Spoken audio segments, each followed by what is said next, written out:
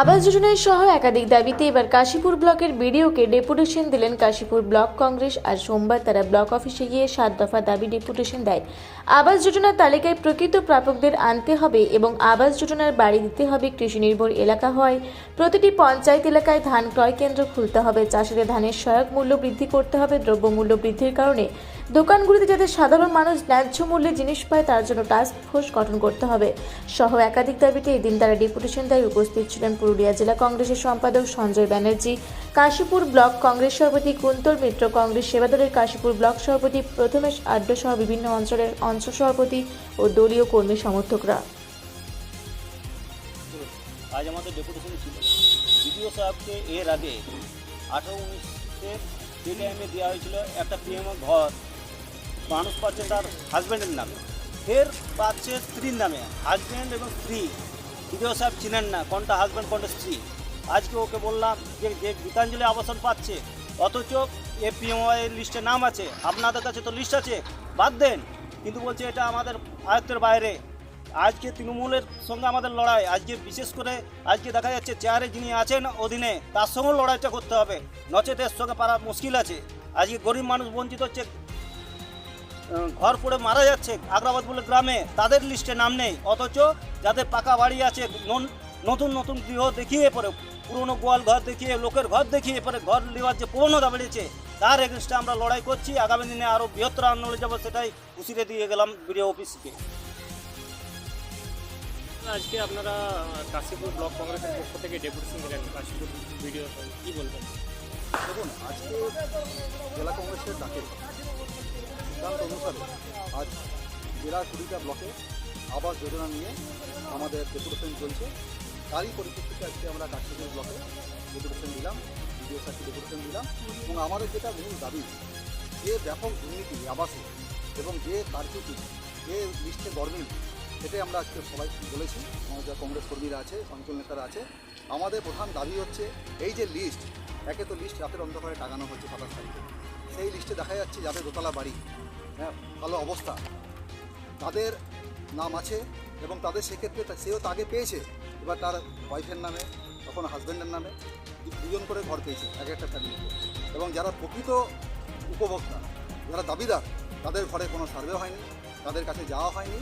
এলাকার শাসক দলের মেম্বার, পঞ্চায়েত প্রধানের সঙ্গে কথা বলে এবং সরকারি কর্মচারী ব্লকের যারা আজকে সার্ভেটা করেছে, বিএল অফিসের লোক যারা সার্ভে করেছে, তারা শাসক দলের লিস্ট অনুযায়ী তারা সার্ভে করেছে।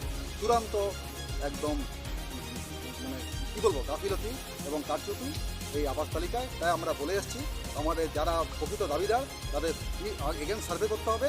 এবং আমাদের একটা আমরা দেখি লিস্টটায়, এই যে আমি দেখাচ্ছি, এই যে আমাদের লিস্ট, এইটা আমাদের অঞ্চল নেতারা, কাশীপুর ব্লক কংগ্রেসের অঞ্চল সভাপতিরা এই লিস্ট, তাদের 150 জনের নাম, যেগুলো এখনও পর্যন্ত মানে তারা ঘর পায়নি, আজ 5-6 বছর হয়ে গেল বা তার আগে পাইনি, সেই লিস্ট আমরা নিজেরা সার্ভে করেছি, সেটা বিডিও সাহেবকে আমরা এখন দিচ্ছি।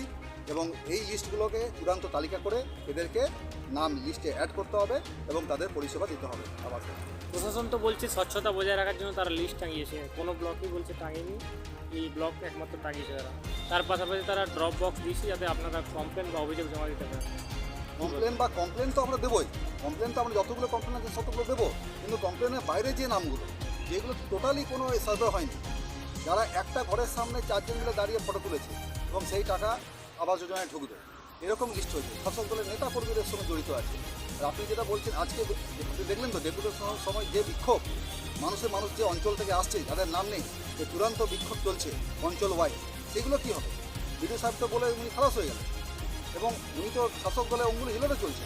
তাই আমরা আবার বলেছি, এই যে লিস্ট, আমাদের আরও লিস্ট আসছে, আরও এনকোয়ারি চলছে কংগ্রেসের তরফ থেকে, সেই লিস্ট অনুযায়ী প্রত্যেককে ঘর দিতে হবে, এটা আমাদের দাবি। নইলে ভবিষ্যতে আমরা হাইকোর্টে যাওয়ার বন্দোবস্ত করছি। মূলত ক দফা দাবি ছিল আজকে আমাদের 12 দফা দাবি আছে। আমাদের স্পেশাল আমি কিছু দাবি সব তো বলা সম্ভব নয় আপনার কাছে, এবং যেটা মেন দাবিগুলো আছে, যেমন ধরুন পঞ্চায়েত সমিতি ও পঞ্চায়েতে যে টেন্ডার হয়, সেই টেন্ডারটায় দেখা যায় যে কিছু লোককে আর কি পাইয়ে দেওয়া হচ্ছে অঞ্চল ওয়াইজ। কিছু ঠিকাদার আছে, ঠিকাদার তো 10-12টা আছে, কিন্তু 2-1জন ঠিকাদার আছে যারা মানে সরকারের বা শাসক দলের খুব কাছের লোক, সেই সব লোককে টেন্ডারটা পাইয়ে দেওয়া হচ্ছে। আমরা বলেছি অবিলম্বে এটা বন্ধ করতে হবে।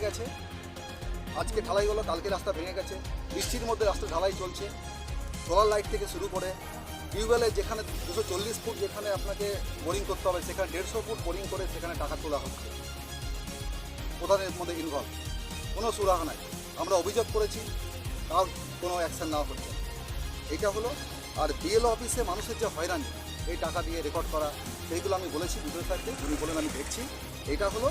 আর আরেকটা হচ্ছে এটা হ্যাঁ, ধান কেনা যেটা সরকার নির্ধারিত মূল্য, এই ধান কেনার ব্যাপার ম্যাক্সিমাম মেদিনীপুর থেকে যেসব টিচাররা এসেছিল তারা মেদিনীপুরে বা বিভিন্ন যে ডিস্ট্রিক্ট আছে সেখানে চলে যাচ্ছে।